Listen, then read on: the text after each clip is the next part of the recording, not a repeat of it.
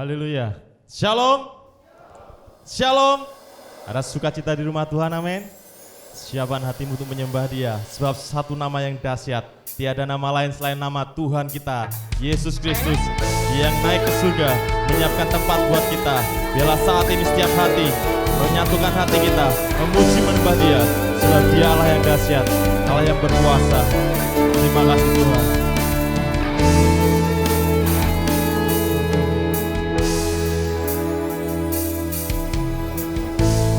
Yesusku, penyelamatku, tiada yang seperti Engkau. Setiap hari ku memuji keajaiban kasih-Mu.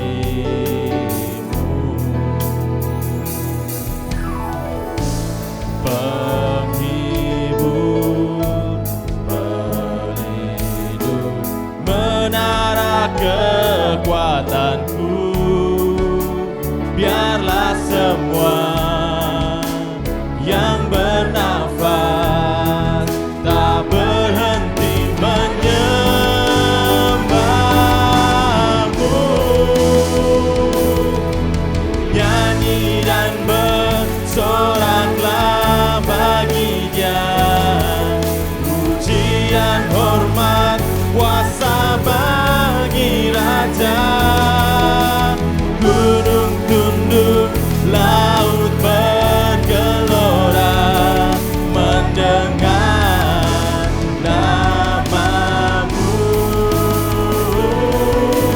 Ku bersuka atas perbuatan-Mu, selamanya ku kasihi Engkau Tuhan.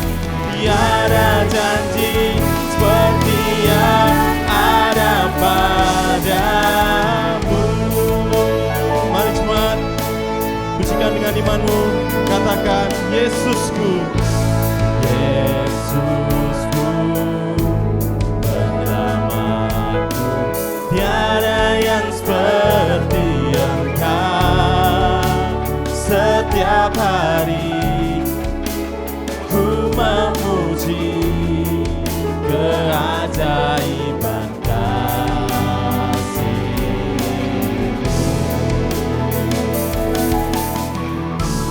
Penghibur,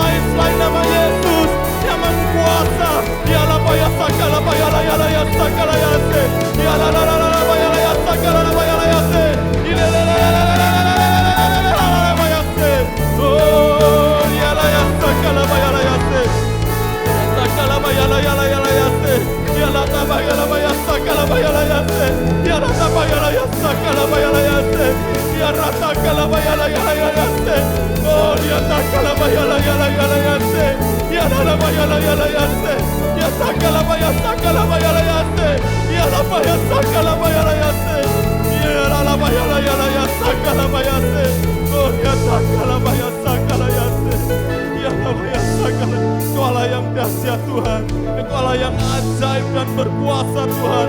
Tiada Allah seperti Engkau Tuhan, yang kami sembah, yang kami muliakan, yang kami tinggikan. Terima kasih Tuhan. Terima kasih Yesus. Nyanyi dan bersoraklah baginya, pujian hormat kuasa bagi Raja. Gunung tunduk, laut bergelora, mendengar namamu. Ku bersuka atas perbuatanmu, selamanya ku kasihi Engkau Tuhan. Tiada janji seperti yang Tiada janji sepertimu Tuhan. tiada janji seperti Sekali lagi dengan imanmu katakan, tiada janji. tiada janji seperti yang ada padamu. Haleluya. Yang yakin kita umat yang lebih dari pemenang, katakan haleluya. Kita lebih dari pemenang. Haleluya.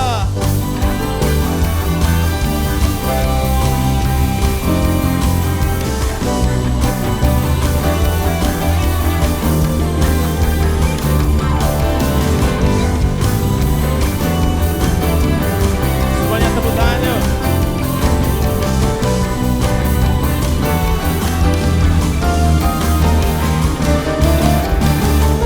Lebih dari pemenang dalam segala perkara.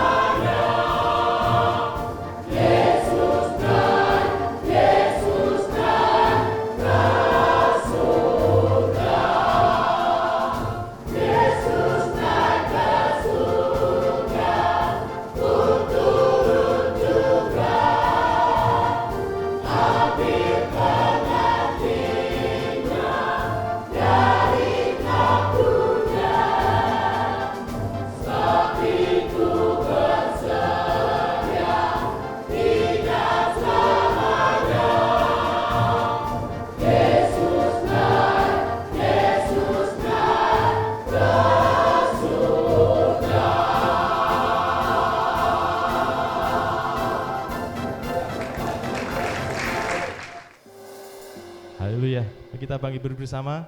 Siapkan hatimu untuk kebenaran firman Tuhan. Siapa yang yakin suatu saat kita akan naik terbang ke surga? Lambaikan tanganmu. Katakan amin.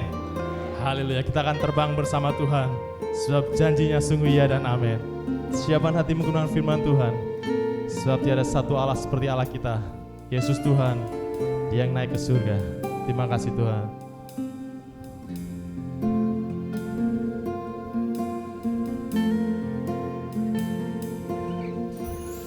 Firman-Mu berkata Kau besertaku, maka kuat roh dan jiwaku. Tangan-Mu Tuhan selalu ku nantikan, di setiap langkah ku percaya. Dengan sayap-Mu ku akan terbang tinggi, di tengah badai hidup ku tak menyerah.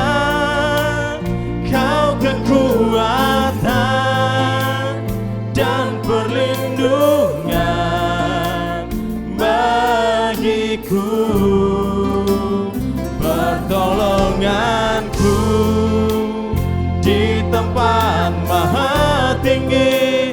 Ku mengangkat tanganku, aku berserah. Kau ku nantikan, Kau yang ku sembah, Yesusku, Rajaku.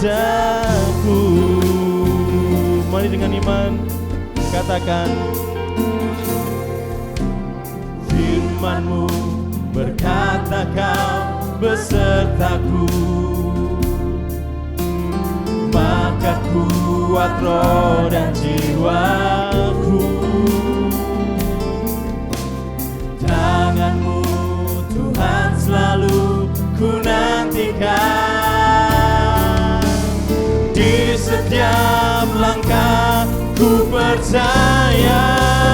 Dengan sayap-Mu ku akan terbang tinggi, di tengah badai hidup ku tak menyerah. Kau kekuatan dan perlindungan bagiku, pertolonganku di tempat maha tinggi. Ku mengangkat tanganku, aku berserah. Kau ku nantikan, Kau yang ku sembah, Yesusku, Rajaku. Haleluya, terima kasih Tuhan. Sungguh Engkau Allah yang setia terhadap janji-janji-Mu. Kami siapkan hati kami untuk menerima penaburan benih firman Tuhan. Kalau ada roh-roh yang tidak baik ingin mengambil dan mengganggu jalannya penaburan benih tersebut, bersatu hati kami katakan dengan iman, di dalam nama Tuhan Yesus Kristus, pergi dari hati kami. Terima kasih Bapa, segala puji syukur kami naikkan. Di dalam nama Tuhan Yesus Kristus kami berdoa dan mengucap syukur. Haleluya, amin. Terima kasih, silakan duduk. Shalom. Shalom. Jika saudara bergembira karena Tuhan kita peringati naik ke surga, katakan haleluya dengan suara yang yakin. 2, 3, haleluya. Sekaligus selamat yang mengikuti melalui televisi First Media dan YouTube GKJ Family. Haleluya. Kita sudah bertahun-tahun sejak kita menjadi orang Kristen, anak Tuhan, ya, memperingati kenaikan Tuhan Yesus. Jadi kita akan lihat apa yang kita bicarakan pada hari ini. Saudara-saudara, saya bagi menjadi 3. Bagian yang pertama adalah apa makna kenaikan Tuhan Yesus bagi dirinya sendiri. Apa makna kenaikan Tuhan Yesus bagi dirinya sendiri. Sebelum saya lanjut ya, mumpung saya ingat nanti 10 hari lagi kita Pentakosta, lalu akhir bulan ada pembicara tamu. Jadi minggu kedua bulan Juni ibadah saudara bawa anak-anak saudara. Karena saya melihat YouTube ya, dan saya tergerak untuk membawakan firman Tuhan di mana belum tentu orang tua di tempat ini apalagi guru mengajar anak-anak untuk paling tidak melindungi dirinya sendiri. Karena sekarang dunia semakin jahat ya.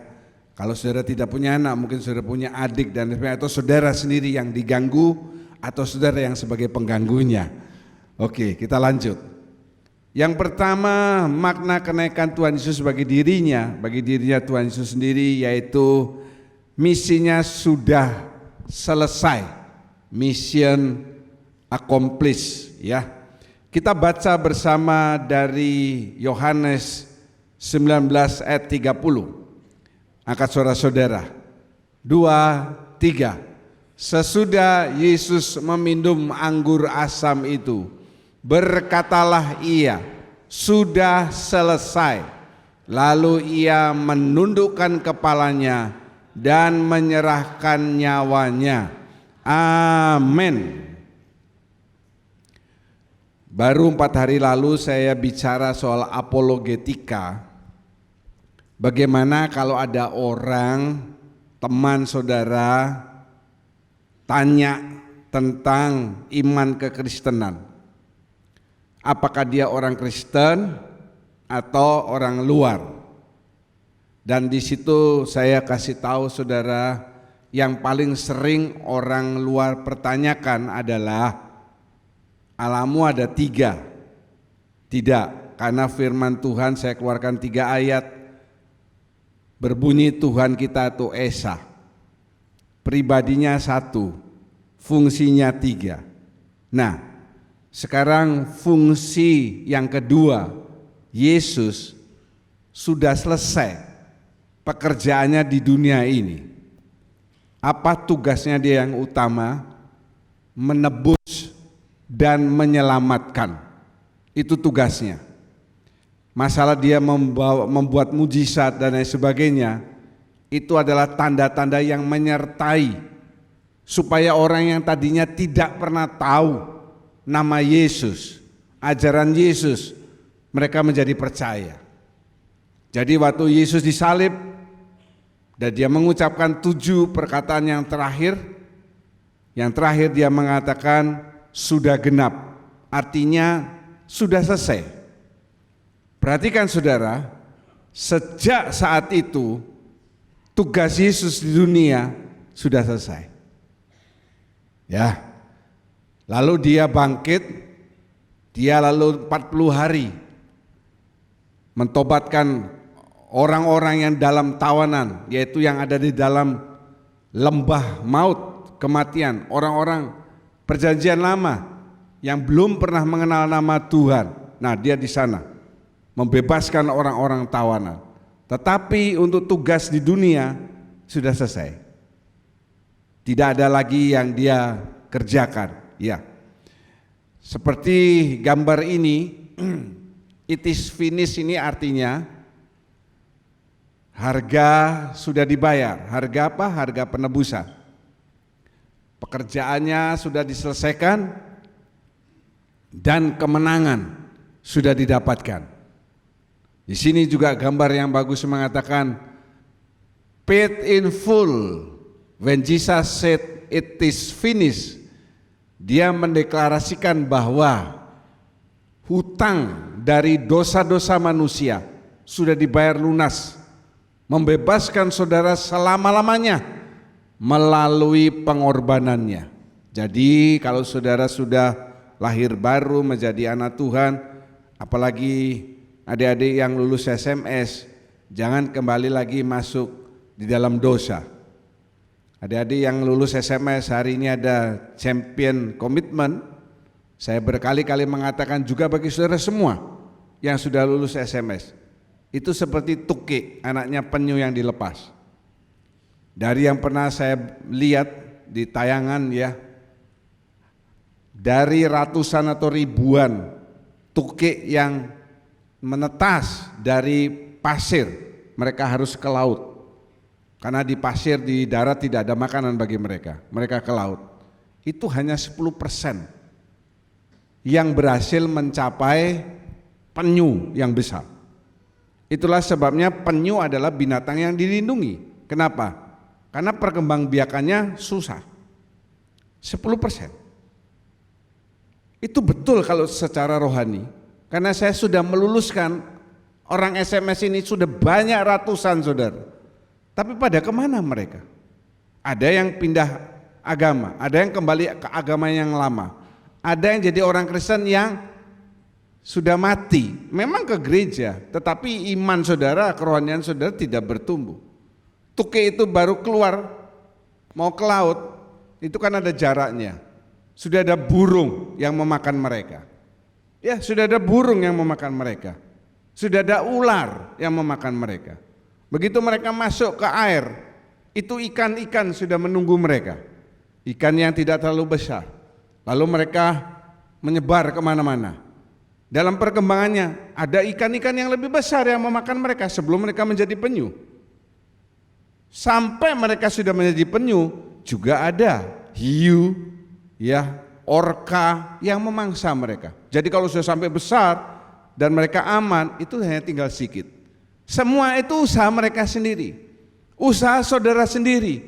Tugas Tuhan sudah selesai. Sekarang saudara yang harus berjuang untuk mendewasakan hidup rohani saudara. Katakan haleluya. Jangan jadi asal ke gereja saja. Ya, saudara mesti mendengarkan firman dengan baik. Kemarin saya memberikan pertanyaan di kuis, di kersel yang didiskusikan. Satu kersel dibagi 2 kelompok saja. Jadi kalau dibagi 3 kelompok, saya tidak memeriksa apa tulisan saudara. Bagaimana kalau ada orang yang tanya kekristenan intern, kan ada yang ekstern. Soal kerajaan 1000 tahun damai, menjawab itu sangat gampang saudara. Sangat gampang, saya berkali-kali menerangkan. Tidak usah saudara keluarkan Wahyu 20, Wahyu sekian. Allah menciptakan dunia berapa hari saudara? Allah menciptakan dunia berapa hari? Jangan jawab 7, 6. Tapi 1 minggu ada berapa hari? 7. Ini internasional. Hari yang ke-7 minggu. Dikatakan hari yang ke-7 firman Tuhan mengatakan sabat. Sabat artinya stop, berhenti. Nah, itulah kerajaan 1000 tahun damai. 6 hari, 2000 tahun Allah Bapa, 2000 tahun Allah Anak Yesus, 2000 tahun Allah Roh Kudus. Pekerjaan Allah Roh Kudus mulai nanti kita bahas di sini sampai kedatangan Tuhan. Nah, harus ada hari yang ke-7. Jadi nggak bisa langsung loncat kerajaan surga. Lah itu saudara mesti perhatikan dengan baik. Saya sudah ngomong itu mungkin sudah berapa kali, tapi saudara menjawab lebih teologi dari saya. Wahyu 20 lah dan sebagainya. Nah itu contohnya, saudara mesti mendewasakan karena tugas Yesus sudah selesai. Yang kedua, makna kenaikan Tuhan Yesus bagi dirinya sendiri itu adalah membuktikan, tolong dibacakan, keilahiannya di dalam Kisah Rasul 1 ayat yang ke-9. Sesudah ia mengatakan demikian, terangkatlah ia disaksikan oleh mereka dan awan menutupnya dari pandangan mereka. Amin. Iya, ada kata yang ditulis dengan huruf yang besar, terangkatlah. Tidak ada seorang manusia pun yang bisa tiba-tiba terangkat. Kalau saudara melihat magic, orang bisa terangkat, melayang, itu cuma magic. Ya. Bisa atau tidak? Bisa kalau pakai kuasa kegelapan. Mata saya sendiri pernah melihat waktu pendiri Undiknas, apa singkatannya Undiknas itu ya? Evelyn, mana Evelyn? Universitas Pendidikan Nasional yang di Jalan Tukat, ya Ayer, ya atau Pak Krisan tuh ya. Saya waktu itu kuliah MBA dengan menantunya, Gorde. Nah, dia mau meninggal, dikumpulkanlah anaknya, karena saya dekat dengan menantunya nih ya, menantunya ini kasta tinggi di Bali, ya. Dia adik dari bupati, jadi saya datang ke RSUP. Apa yang saya lihat di sana, masih saya ingat sampai sekarang. Jadi ada seorang dukun, dia membuat lingkaran dari lilin, nyala ya, dia di tengah. Dan dia tanya, keluarga ini tanya, Gorde ini nanti berapa hari lagi matinya? Kok tidak mati-mati? Ya, karena mereka harus mempersiapkan acara ngaben dan lain sebagainya. Dukun itu lalu bisa dia putar. Dia duduk ya, bersila, dia bisa mutar, terus dia agak terangkat. Itu saya lihat sendiri. Orang-orang yang lain juga melihat. Terangkat, terus turun. Terus dia gini, 3, betul. 3 hari kemudian meninggal, mati. Tapi enggak pernah saya lihat atau terjadi dalam sejarah, dia muter, hilang. Enggak ada, balik lagi. Karena selama manusia itu kena hukum apa saudara? Gravitasi. Jadi bukan hukum utang piutang, bukan. Jangan pikirannya utang piutang saja. Hukum gravitasi turun lagi. Tapi Yesus yang lihat 500 orang lebih naik dan tidak kembali. Sampai ada pertanyaan, ini kan tidak dilihat di sini ya. Ini dilihat dikatakan menutupnya dari pandangan mereka sampai hilang. Karena ada ayat yang mengatakan, kenapa kamu menatap ke langit terus? Karena dilihat, siapa tahu turun jatuh, enggak pernah. Betul, Yesus itu anak Allah yang menjelma menjadi manusia. Nah itu pertanyaan saya yang berikutnya, dari mana tahu Yesus itu anak Allah? Bisa dijawab salah satunya dengan ini, bahwa dia terangkat ke surga, kembali kepada keilahiannya, melawan hukum gravitasi bumi. Dia tidak lagi dikuasai oleh hukum-hukum dunia selaku manusia, karena dia bukan lagi manusia, tapi kembali kepada Allah yang luar biasa. Haleluya, saudara-saudara. Kenaikan Tuhan Yesus ke surga ini sangat penting. Sebab apa? Sebab orang Yahudi sampai sekarang banyak yang mempercayakan firman Tuhan yang menulis.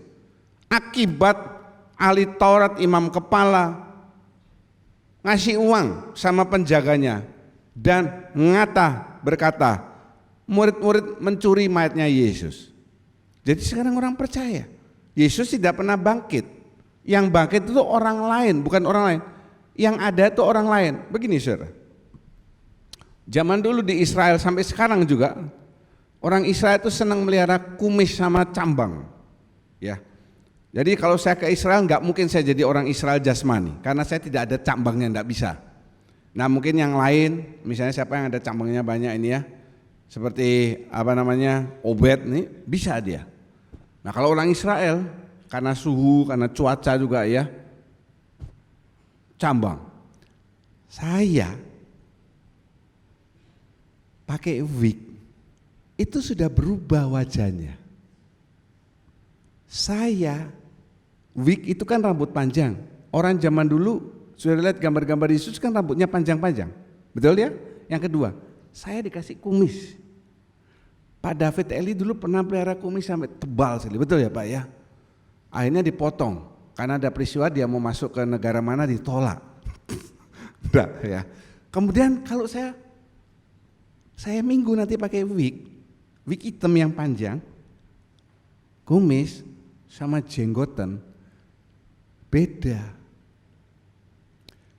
Jadi yang bangkit itu bukan Yesus, Tapi ada orang yang mirip dengan Yesus, dikatakan, oh itu Yesus. Itu Yesus. Yesus tidak pernah bangkit. Itu sogoan dari ahli Taurat, imam kepala, supaya tidak mengakui bahwa Yesus itu memang Allah yang menjelma menjadi manusia. Kalau zaman sekarang sulit. Sekarang saja kembaran-kembaran itu ada, presiden-presiden itu ada kembarnya. Supaya kalau ditembak, yang ditembak bukan presidennya, kembarannya. Dari zamannya Hitler kan sudah begitu. Apalagi zaman dulu lebih sulit membedakan orang, betul ya? Karena itu semuanya kumisen dan cambangan. Saya berhenti sebentar ya. Kapan hari ada koruptor di Indonesia yang korupsi banyak sekali, terus dia lari ke China. Nah, orangnya ini yang dari Indonesia ini kebetulan keturunan Cina. Disuruhlah dari Bareskrim tim ke China untuk mengejar dan menangkap, karena ini buron kelas kakap. Tidak pernah ketemu sampai sekarang. Kenapa saudara? Karena di sana mukanya mirip-mirip semua. Betul kan? Misalnya timnya Bareskrim ini ketemu orang, itu dia itu. Terus ditanya, misalnya namanya Sugeng. Terus dia tidak jawab, iya. Kamu Sugeng ya?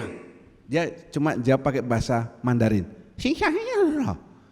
Timnya tidak ngerti apa-apa, pergi. Sampai sekarang tidak pernah ketemu, karena apa?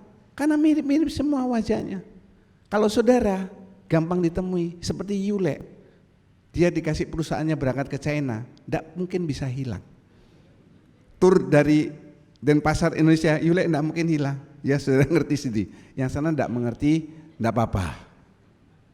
Ngerti Yere? Kenapa coba? Coba kita lihat ya. Cerdas sekali. Kenapa Yere? Yule nggak mungkin hilang? Hah?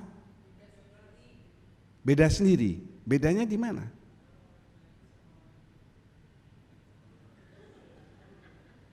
Ngawur sudah. Mau tahu jawabannya? Nanti aja saya makan. Oke, kita kembali.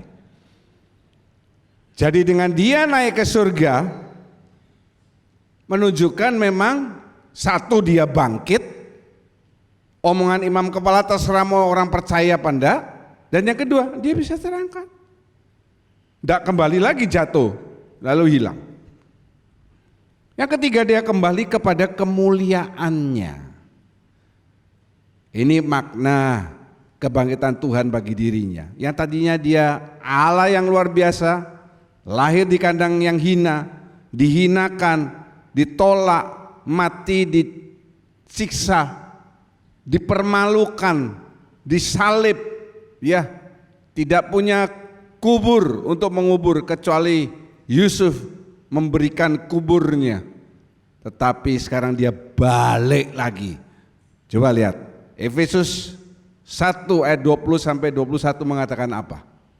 Yang dikerjakannya di dalam Kristus. Ya, saudara lihat yang dikerjakannya, katanya ini Bapa. Jadi saudara jangan bingung. Kemudian dengan membangkitkan dia. Nah, dianya sini Kristus, tidak sama dengannya.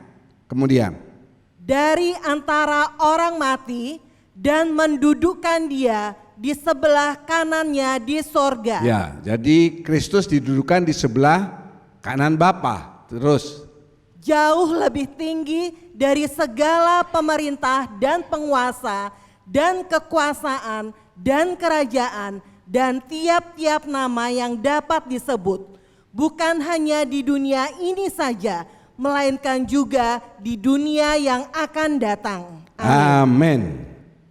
Bukan hanya di dunia ini saja sekarang, tapi di dunia yang akan datang. Lah, apa ini di dunia yang akan datang? Yaitu kerajaan 1000 tahun damai itu.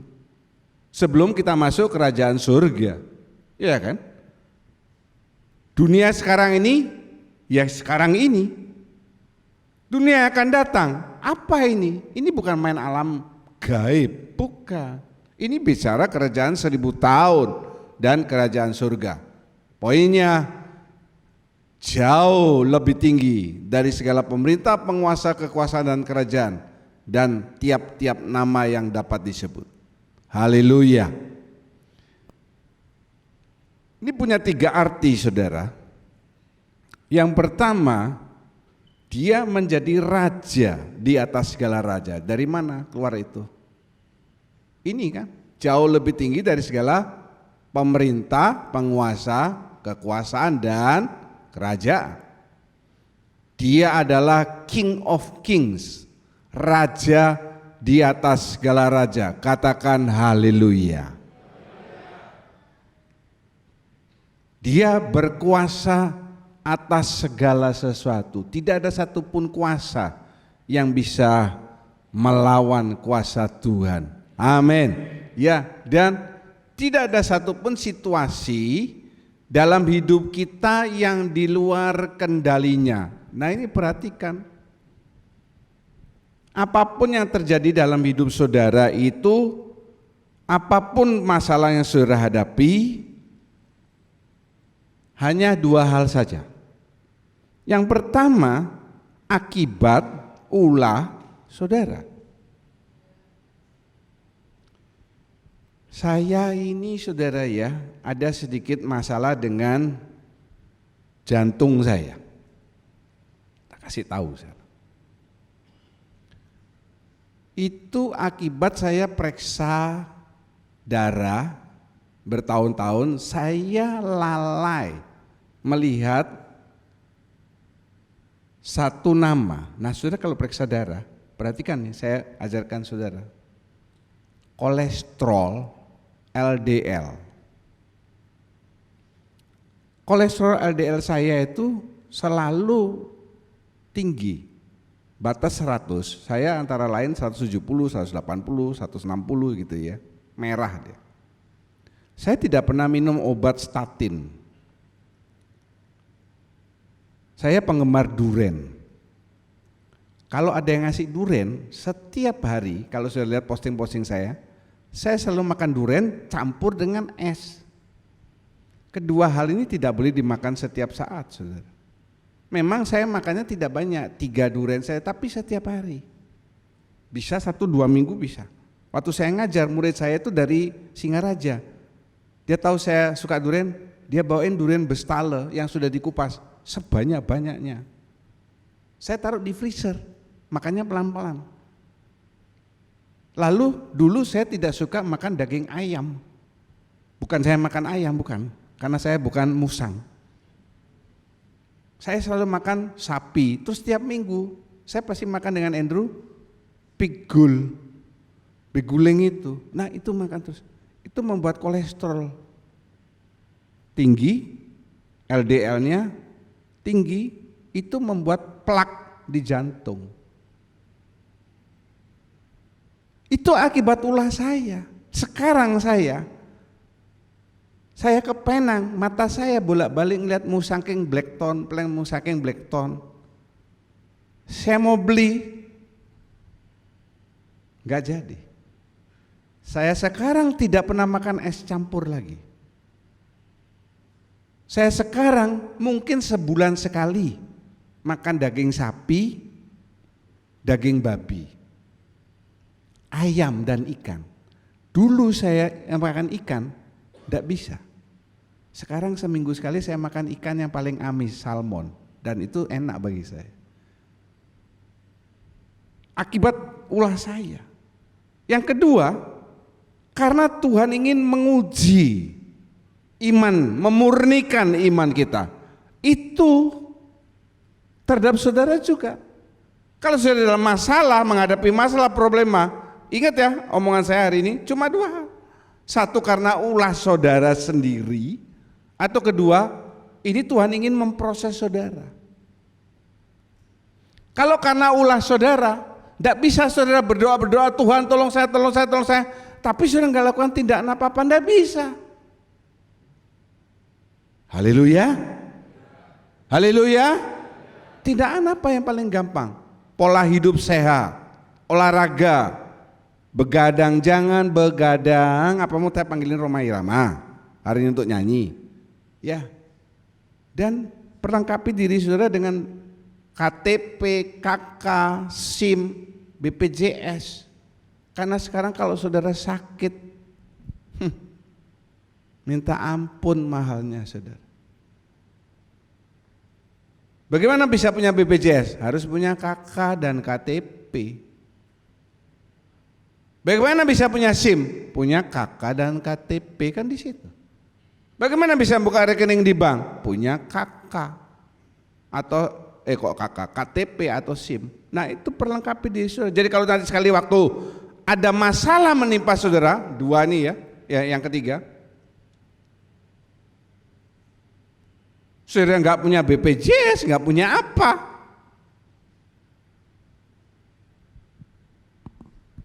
Itu waktu Ibu Lidayati kecelakaan, anaknya pinter, dia langsung hubungi pihak Maxim, karena dia waktu itu pakai Maxim dan tabrakannya di atas driver Maxim, dan pihak Maxim mengatakan mereka bersedia menanggung.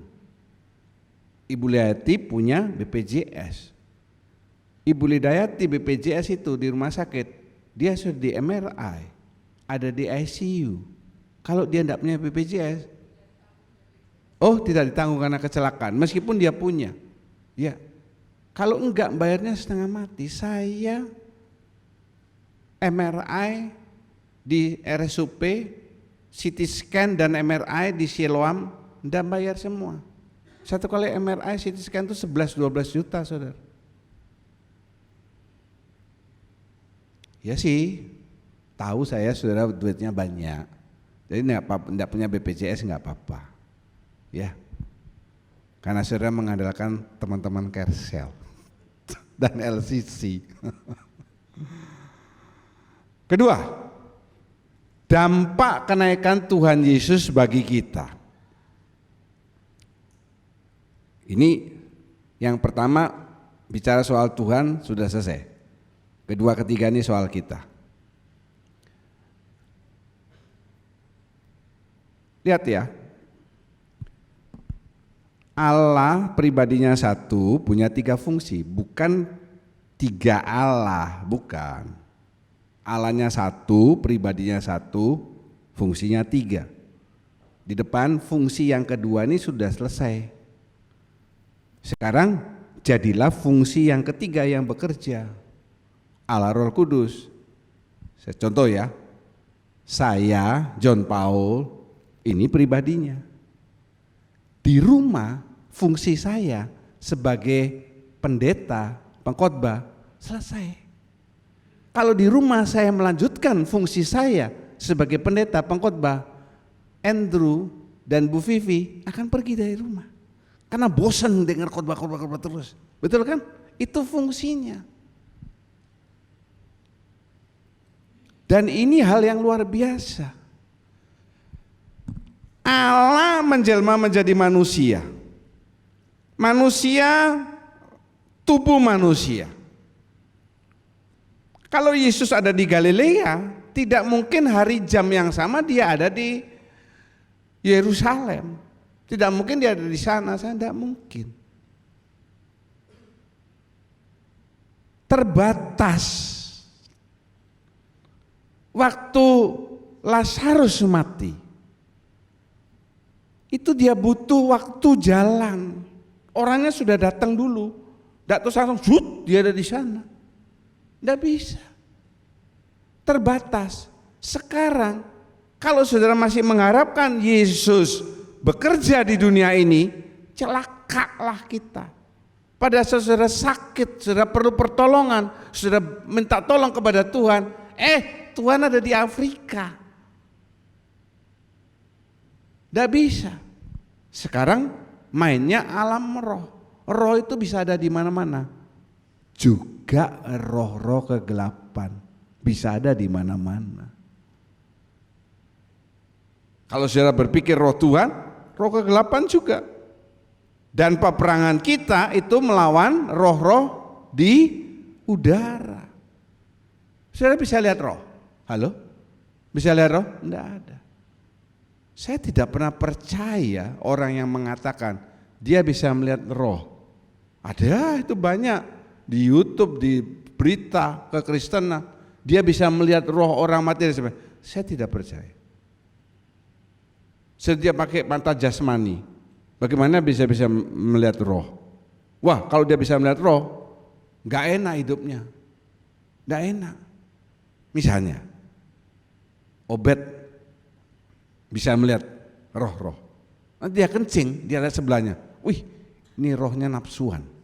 Wih, ini rohnya impoten. Wih, ini rohnya apa? Pusing dia. Tambah kepikiran, cepat matinya. Yohanes 6 ayat 7, 16 ayat 7. Namun benar yang kukatakan ini kepadamu adalah lebih berguna bagi kamu jika aku Lihat, pergi. ini kata yang penting. Adalah lebih berguna bagi kita kalau Yesus itu pergi. Kenapa? Sebab jikalau aku tidak pergi, penghibur itu tidak akan datang kepadamu. Tetapi jikalau aku pergi, aku akan mengutus dia kepadamu. Amin. Fungsinya sudah beda. Jadi yang satu harus pergi dulu, baru fungsi yang kedua bisa datang, kan begitu. Dari terbatas menjadi tanpa batas, dari kehadiran secara fisik menjadi kehadiran dalam setiap orang percaya. Haleluya. Tuhan bisa hadir di mana saja saat engkau mencari Dia, di rumah, di perjalanan, di tempat kerja, di sekolah, dimanapun saat engkau membutuhkan, roh Tuhan bisa hadir. Haleluya. Kalau dulu kan terbatas. Yang kedua, menyediakan tempat bagi kita. Saya bacakan Yohanes 14 ayat 2. Di rumah Bapakku banyak tempat tinggal. Ini ya, saudara, ini harus kita katakan bersama-sama. Saya percaya di rumah Bapa saya banyak tempat tinggal. 2, 3.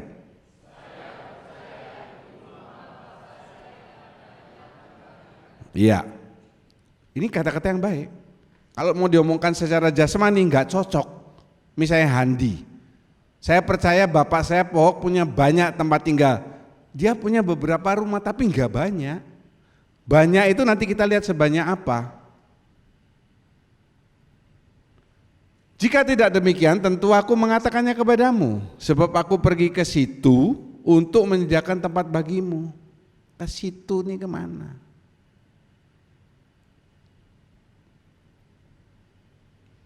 Wahyu 21 ayat 16, ini ke situnya. Kota itu bentuknya, ini salah dia tulis kata ya, ini kota. Bentuknya 4 persegi. Panjangnya sama dengan lebarnya, dan ia mengukur kota itu dengan tongkat itu 12.000 stadia, panjang, lebar, tinggi sama. Oke? 12.000 stadia itu sekitar 2.220 km. Itu jarak dari Medan ke sekitar Cirebon, Semarang. Jauh. Saya tulis. Di dunia ini kita mainnya cuma panjang dan lebar. Betul kan? Bali, Denpasar, berapa rumah, itu hanya diukur panjang dan lebar. Kalau cuma panjang dan lebar 2.220, sedikit. Kenapa? Karena Tuhan hanya menyediakan rumah dari Medan sampai ke Cirebon, Semarang. Orang-orang yang di Amerika, di Australia, di Afrika mau masuk dari rumah dari Medan ke Cirebon, Semarang ini tidak cukup. Makanya saya tulis jangan lupakan tingginya. Rumah itu nanti di kota Yerusalem baru bertumpuk-tumpuk sampai setinggi 2.220 km. Bayangin aja sampai saudara menghilang. Tinggi berarti apa? Betul firman Tuhan itu ya dan amin. Haleluya. Haleluya. Nanti ada 1 kilometer saja itu sudah bisa berapa susun rumah, kan begitu. Colek kiri kanan saudara, banguni yang tidur. Kasih tahu. Nanti jangan lupa nomor rumahmu. Banguni ya, kasih tahu. Ya, ada nomor rumahnya. Misalnya saya, meter yang ke 700, rumah yang ke sini nomor yang kesekian, begitu. Jangan sampai keliru masuk rumahnya orang. Banyak rumah. Visi kita lihat. Salah satu itu akan menjadi tempat tinggalku. Kalau ndak haleluya, ndak amin, ndak punya rumah kamu, Stefanus. Di dunia nggak punya rumah, di sana nggak punya rumah, habis. Cuma punya rumah di mana? Di Mumbul.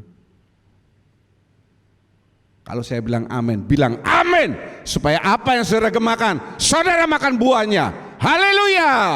Itu loh, supaya saudara terbangun, bukan menjadi orang Kristen yang begitu-begitu saja. Ikut khotbah saya bertahun-tahun, tidak ada kemajuan, kerohanian tidak ada pertambahan, ilmu tidak ada. Hosea mengatakan loh, firman Tuhan sudah menulis, dibinasakan.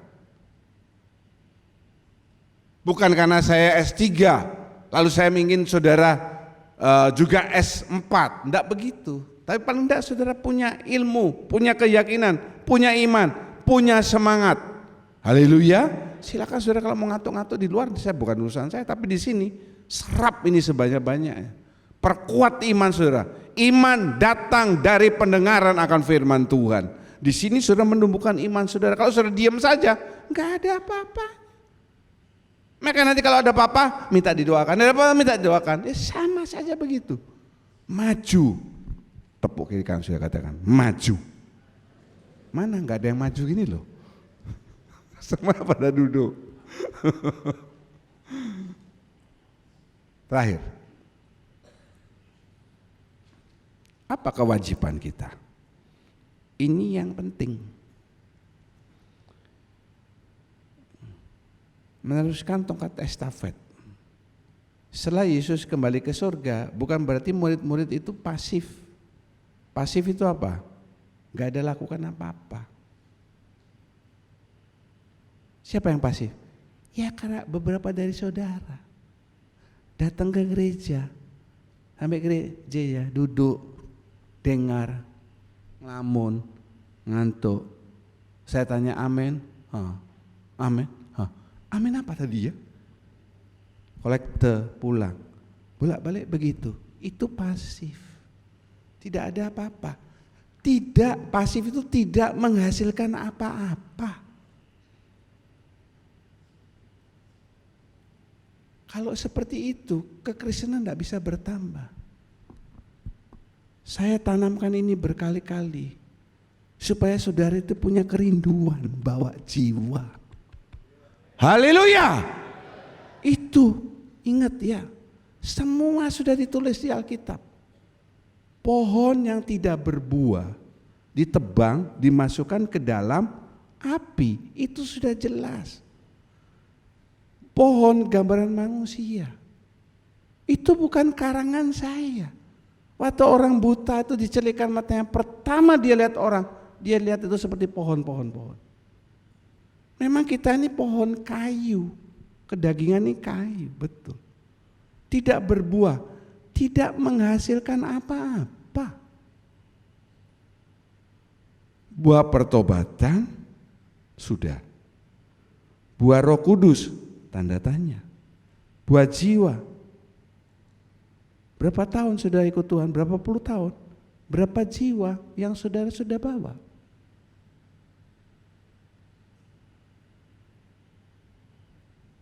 Hal yang paling penting sesudah kehidupan ini, kita punya hidup yang lain. Hidup di dunia ini firman Tuhan juga mengatakan 70, 80 bonus. Yang sana. Kalau tidak berbuah, kita dimasukkan ke dalam api. Api itu yang jelas gambaran apa? Neraka. Saya mesti punya kerinduan.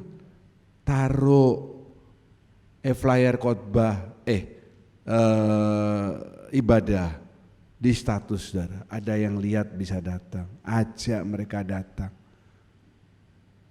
Salah satu yang lulus SMS ini Herodia makan dulu, coba berdiri kamu. Cepat langsung berdiri. Ya, coba lihat Ya, kalau disuruh berdiri jangan masih ragu-ragu karena saya tidak mungkin ke sana untuk berdiriin kamu.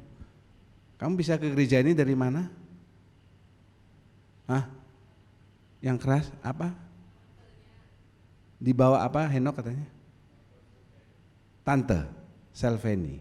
Ya. Kalau nggak ada Selveni bawa dia ke sini, dia nggak di sini.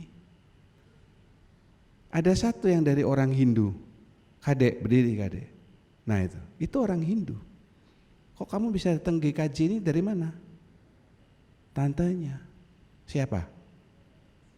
Nah, Bu Kesia Kadek Sumarni. Itu bawa jiwa.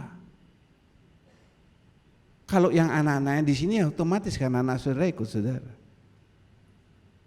Kita tidak bisa hanya berdoa Tuhan tambahkan jiwa, Tuhan tambahkan jiwa, tapi kita do nothing. Tidak bisa. Kita yang harus bergerak. Haleluya. Makanya ingat loh, semua yang saya katakan ini firman Tuhan, bukan karangan saya, kehendak saya, tidak. Ada semua di Alkitab. Sudah tidak harus jadi pendeta seperti saya, nanti saya banyak saingan juga repot. Tapi sudah bisa jadi saksi di keluarga. Maksud saya bukan Andreas Pok, Deborah Mevi, Handi, Feby, Wiwit, saksi di situ, bukan. Di keluarga yang banyak keluarganya Bu Mevi yang belum jadi Kristen dan lain sebagainya. Contoh di tempat kerja. Masa sudah tempat kerjanya semua orang Kristen? Di sekolah, ini adik-adik yang sekolah. Di komunitas, apa nih ibu-ibu, emak-emak, di komunitas bisa menjadi saksi.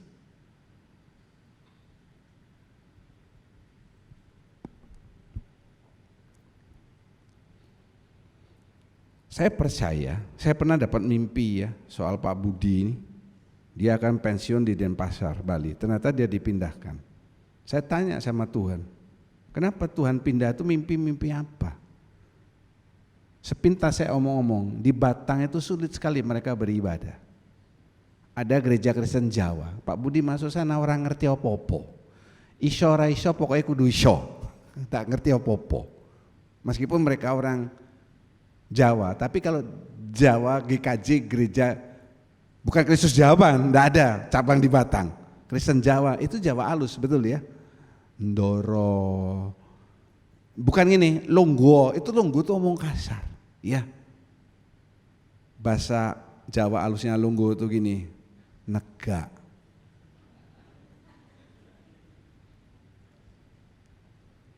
Tuhan mau jadikan mereka sinar terang saksi di sana. Tunggu saja. Nah, di tempat pekerjaan itu adalah daerah yang hijau semua. Bu Budi juga punya teman-teman, kan pasti kan, masa enggak ada teman, masa cuma sama anjingnya aja kan enggak mungkin. Nanti jadi saksi, pasti ada yang tanya. Tuhan punya kehendak dari sana kita berdoa lewat berapa tahun lagi pada saat mereka pensiun. Saya datang ke sana meresmikan Gereja Kristus Jaban cabang Batang. Haleluya, haleluya, tepuk tangan ya. Kalau sudah beriman akan jadi kenyataan, karena sudah tahu jalan hidupnya Pak Budi ini kalau Tuhan belum datang dan beliau belum meninggal akan menjadi hamba Tuhan. Ini saingan-saing berat ya, haleluya. Rise and be a witness. Pergilah, pergi. Jadikan semua bangsa, mungkin sudah tidak bisa menjadikan mereka murid, tapi pergi dulu. Nanti ini tugas di bawah ini tugas-tugas orang-orang lain, bukan ini semua ini tugas saudara. Membaptis, menjadikan murid, pemuridan. Saya juga tidak mengajar kelas SMS terus. Kelas SMS itu kelas pemuridan saudara. Ada beberapa yang lain yang juga mengajar, kan begitu. Pokoknya kita pergi dulu. Ngerti ya? Sudah tahu ya olahraga estafet ini tahu? Giri tahu olahraga estafet tahu?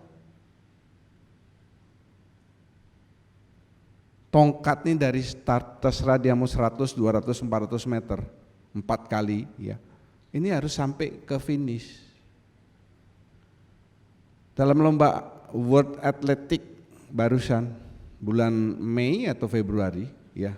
Saya lupa di Hungaria ya. itu ada tim Netherlands. Semua ribut karena tim Netherlands di pelari yang keempat terakhir itu mengalahkan tim yang selangganan menjadi juara USA. Kalah Amerika. Jaraknya enggak jauh, mungkin begini saja. Ini Netherlands, ini USA, ini Netherlands, ini USA. Garis finish sudah dekat di depan mata. Pasti juara. Ini berita yang heboh. Jatuh. Netherlandsnya jatuh. Keserimpet karena dia langsung ya bisa keserimpet jatuh. Tongkatnya lepas. Serut. Tongkatnya melewati garis finish. Amerika lalu lewat di belakangnya. Yang pertama saya tanya, apakah Netherlands yang menjadi juara? Halo? Nggak ngerti sana berarti. Sana enggak pernah lihat lomba estafet, bisanya cuma lomba layang-layang dan kelereng dan lompat galah. Tongkatnya sudah lewat. Apakah Netherlands juara? Tidak. Yang penting itu orangnya. Kita ini bawa tongkat terakhir. Yang penting nih kita masuk garis akhir. Yang kedua, Netherlands ini dia berdiri, dia lari. Dia nomor 2. Yang nomor 3 itu masih kalah sama dia. Saya mau tanya, menurut saudara, apakah Netherlands menjadi juara 2? Tidak. Karena apa saudara? Tidak bawa tongkat.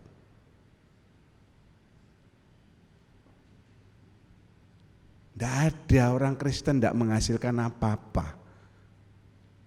Mengakhiri hidupnya mati sebagai anak Tuhan, lalu dia masuk surga. Kalau dia tidak bawa tongkat, apa tongkat? Ini tuh. Ini tongkatnya itu ini. Pergi, jadikan semua bangsa muridku. Maksudnya apa? Bawa buah jiwa, itu tongkatnya. Saya tidak pernah mengubur orang, lalu saya selalu berkata, orang ini akan masuk surga. Kalau saya yakin betul, Pak Jigre, hanya satu orang yang saya menangis dengan keras yang meninggal, yang pernah saya kubur, Pak Jigre. Ya, perhatikan loh saudara, bertekun menunggu kedatangan Kristus. Saudara bayangin saudara nunggu orang, lama gak datang-datang. Apa sih yang saudara butuhkan? Tentu yang pertama bekal apa? Minum, snack, apa? Ya kan? Saudara juga menunggu kedatangan Kristus butuh bekal. Apa bekalnya? Firman Tuhan, itu makanan rohani saudara. Haleluya. Kalau saudara nggak pernah makan firman Tuhan, nggak pernah baca. Pak, saya kan tiap minggu datang gereja, kan tiap minggu. Senin sampai Sabtu kamu makan apa? Kalau gitu jadi orang, ya makan saja pada hari Minggu yang banyak. Senin sampai Sabtu enggak makan. Saudara pulang ini makan sebanyak-banyaknya, nanti malam sudah lapar lagi kok. Firman Tuhan saudara makan. Yang kedua, teman. Apa? Kersel. Silakan saudara menganggap remeh soal kersel. Saya pernah ngomong khotbah di sini tuh soal kersel. Silakan, nanti kita lihat saja. Kemudian punya tujuan yang jelas. Tujuan itu sama dengan pengharapan. Tadi yang berdiri itu kan sudah lulus pendidikan dasar 9 tahun. Tujuannya apa? Menyelesaikan. Berikutnya, ada yang kerja, ada yang kuliah, dapat. Tapi yang pertama menyelesaikan dulu. Orang kuliah, tujuan yang pertama lulus sarjana. Pengharapannya apa? Supaya nanti bisa bekerja lebih enak, mendapatkan pekerjaan yang lebih baik, dan motivasi dari diri saudara sendiri. Saya bisa. Katakan bersama, saya bisa. Bisa apa? Bisa enggak terlambat gereja, bisa disiplin, bisa tahu kewajiban, bisa pelayanan, bisa melayani, dan lain sebagainya. Itu baru saudara lulus sebagai murid yang sejati. Bukan cuma sekedar ikuti kelas SMS-nya, lalu CC, cemen komen, lalu selesai. Habis itu memble hilang. Percuma. David, dengar omongan saya yang baik.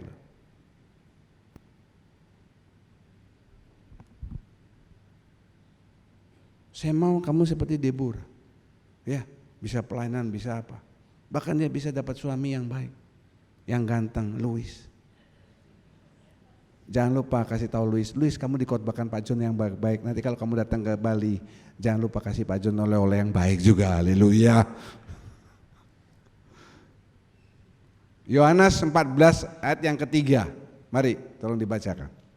Dan apabila aku telah pergi ke situ dan telah menyediakan tempat bagimu, aku akan datang kembali dan membawa kamu ke tempatku, supaya di tempat di mana aku berada, kamu pun berada. Amin. Amin.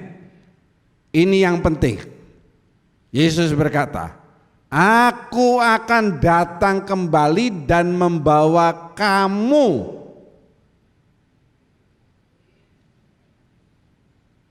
Tuhan berkata, Dia akan datang kembali dan membawa saudara ke tempat di mana Tuhan berada. Saya berkali-kali mengatakan dan saya punya pengalaman banyak. Manusia berjanji 10 kali, dia melanggar 11 kali. Saya sudah ada yang menjanjikan mau ke Israel 2 orang. Yang pertama, Pak John tahun depan kita ke Israel, haleluya. Sampai sekarang orangnya sudah pindah gereja, ketemu saya, Israelnya sudah hilang, dicoret, diganti Afghanistan.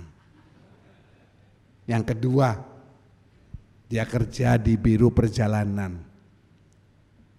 Saya akan berangkat 3 bulan lagi atau 4 bulan. Dan saya menjadi guide rohani. Pertama enggak bayar, yang kedua dikasih uang, yang ketiga dapat tips. Itu yang saya nantikan, saudara. Bukan bayarannya tapi tipsnya banyak. Nanti saya akan bawa mereka ke tempat-tempat perbelanjaan yang super mewah. Saya sudah membayangkan, ya. Nah, waktu itu Bu Vivi juga dia punya rencana dengan kakaknya mau pergi ke Israel. Tapi saya mengici-ngici dia, aku berangkat duluan. Kamu belum ketentuan. Apa yang terjadi? Orangnya sudah enggak di gereja ini. Biro travelnya bangkrut, saudara. Israel saya tunggu, nanti ada orang yang ketiga yang akan menjanjikan kita ke Israel bersama-sama. Haleluya, Pak. Dia dah haleluya, saya selesai aja khotbahnya. Tuhan Yesus memberkati. Kalau dia haleluya, saya akan meneruskan lagi 1 jam, saudara, ya. Kalau yang itu ngomong kita akan ke Israel, woi pasti berangkat. Angponya banyak soalnya, saudara. Mari lihat ini, belum selesai. Ibrani 10:36. Sebab, ayo kita baca bersama-sama. Saya ya, saudara ketokkan ya matanya ya. Agak lain hurufnya. Kamu saya. 2, 3. Sebab saya memerlukan ketekunan, supaya sesudah saya melakukan kehendak Allah, saya memperoleh apa yang dijanjikannya itu. Amin. Apa yang dijanjikan? Apa? Ini loh, menyediakan tempat. Ini yang Tuhan janjikan. Apakah kita semua orang Kristen dapat janji ini? Tidak. Saya orang yang tegas, tidak membombong-bombong. Saudara, kamu masuk surga, saya dapat rumah di kerajaan surga. Tidak, ini orang ayatnya ngomong kok. Ini loh yang digarisbawahi Alkitab, saudara. Kalau saya melakukan kehendak Allah, baru saya memperoleh apa yang dijanjikan, diloncati. Sesudah saya melakukan kehendak Allah, kita tidak melakukan kehendak Allah apa-apa. Kita pasif, no action, dapat tongkat estafet, mandek.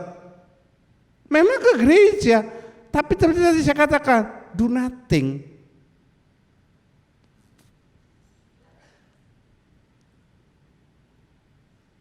Perayaan peringatan kenaikan Tuhan bukan end of story, selesai. Do nothing. Itu awal. Kenapa? Sekarang tongkat estafetnya di kita. Tuhan Yesus, rasul-rasul, murid-murid terus turun. Orang tua kita sekarang di kita. Ayo, anak saudara, ayo pacu mereka. Bukannya memuji ya, tapi luar biasa Lince bisa nyuruh anak yang kedua ikut doa malam. Itu hal yang baik. Dia sendiri tidak ngomong amin, dia namanya Lince Kilili, bukan Lince.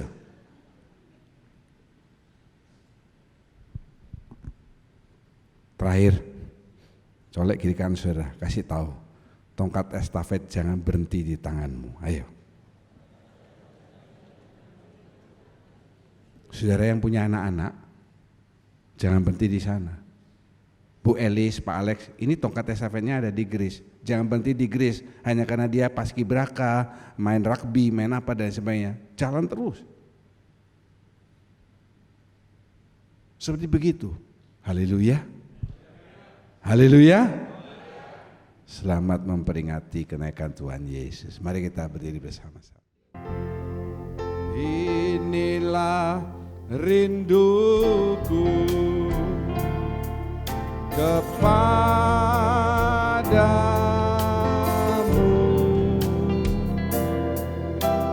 segenap hatiku menyembahmu.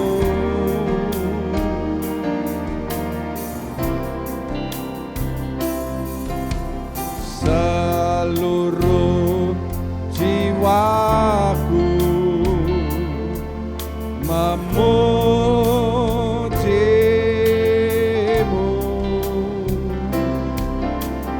ku memujamu ya Allahku.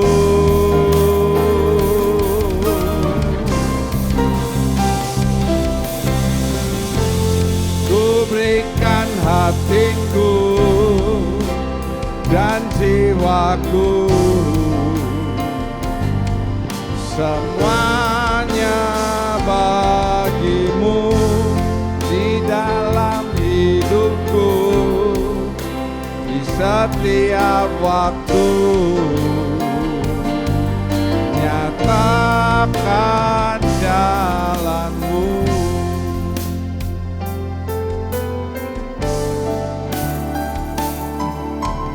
This is my desire. Lebih cepat sedikit. To honor you, Lord, with all my heart I worship you.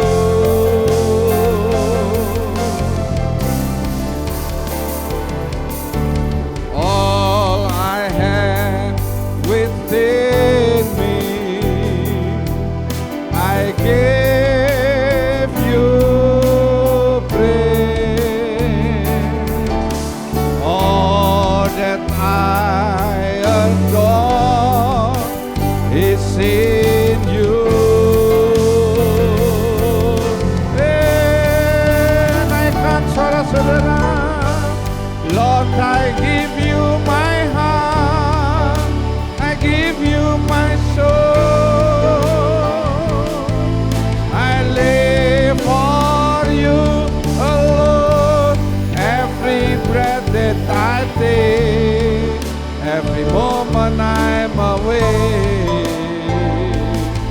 Lord, have your way in me. Lord, I give you my heart, I give you my soul. I live for you alone. Every breath I take, every moment I'm awake. Lord, have your way in me. Haleluya, haleluya. Terima kasih Tuhan, terima kasih Untuk pagi hari ini kami boleh datang kepada Engkau dan Engkau sudah berbicara lewat hamba-Mu Tuhan.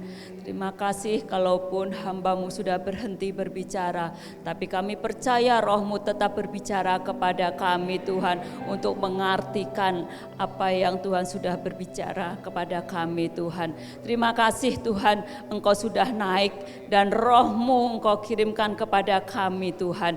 Biarlah Roh Kudus selalu tinggal di dalam hidup kami Tuhan, sehingga hidup kami boleh menjadi saksi-Mu, boleh menjadi surat-surat terbuka ya Tuhan, sehingga banyak orang boleh melihat kami seperti melihat Engkau ya Tuhan, sehingga banyak jiwa-jiwa boleh datang kepada Engkau Tuhan. Terima kasih Tuhan, terima kasih atas berkat-Mu pagi hari ini. Biarlah Roh-Mu selalu ada di dalam hidup kami, tinggal bersama kami Tuhan, sehingga kami boleh selalu dalam pimpinan Roh-Mu. Terima kasih Tuhan, terima kasih.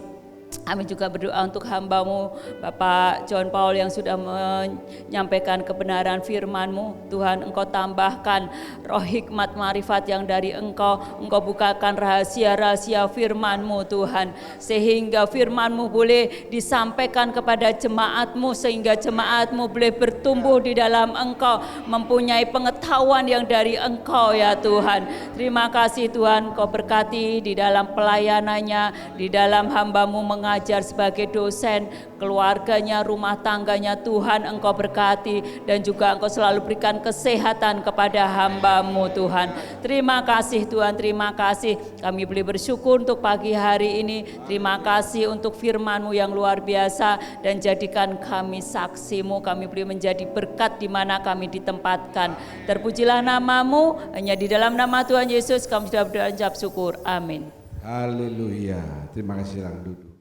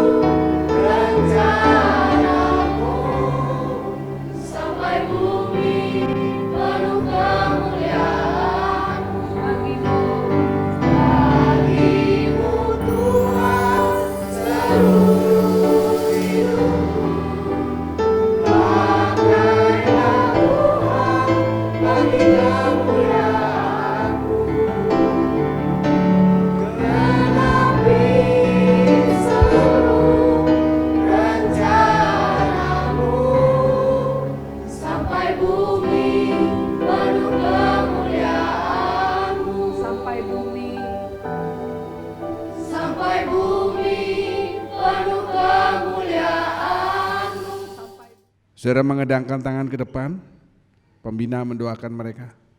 Terima kasih Bapa, hamba-Mu menyerahkan mereka mulai saat ini ke dalam tangan Tuhan. Mereka sudah dimuridkan, maka mereka akan menunjukkan dirinya sebagai murid Kristus yang sejati, membangun hubungan dengan Tuhan dan dengan sesama. Kami percaya yang kami doakan ini akan maju melayani pekerjaan Tuhan, menjadi murid Tuhan yang sejati, bertumbuh dan berbuah bagi kerajaan surga. Terima kasih Engkau menyertai kehidupan mereka sehari-hari ke depan. Sebagai petobat baru, mereka akan terus maju di dalam Tuhan. Bapa memberkati pembina-pembina yang sudah membina mereka dengan setia, setiap hari mengirimkan ayat dan membina hubungan dengan mereka. Segala jerih lelah mereka, Tuhan yang membalas. Terima kasih Bapa. Kami mengedangkan kedua tangan, mengatakan amin untuk setiap penataan firman Tuhan yang kami yakini kebenarannya. Kami percaya pada saat ini tingkap-tingkap surga sedang terbuka. Engkau memandang kami dengan wajah kasih-Mu untuk mencurahkan berkat-berkat yang kami butuhkan dalam hidup ini. Terima kasih Bapa, kami menerima berkat janji Tuhan bahwa Engkau akan datang kembali menjemput kami supaya kami boleh tinggal bersama dengan Tuhan, di mana sekarang Kau sedang menyediakan rumah yang kekal bagi kehidupan kami. Terima kasih untuk Roh Kudus yang sudah dicurahkan dalam hidup kami, roh yang demikian luar biasa yang menyertai, memberkati, menghibur segenap aspek kehidupan kami. Dengan naiknya Tuhan Yesus ke surga, kami diyakinkan bahwa memang pengiringan kami kepada Tuhan Yesus Kristus benar dan tidak sia-sia.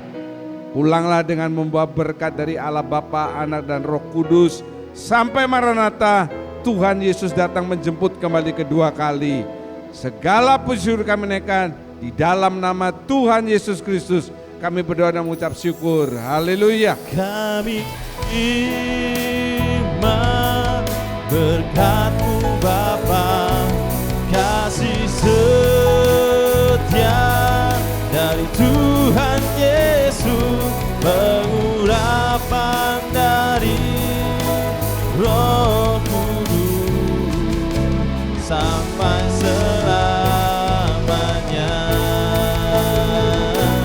Kami terima berkat-Mu Bapa, kasih setia dari Tuhan Yesus, pengurapan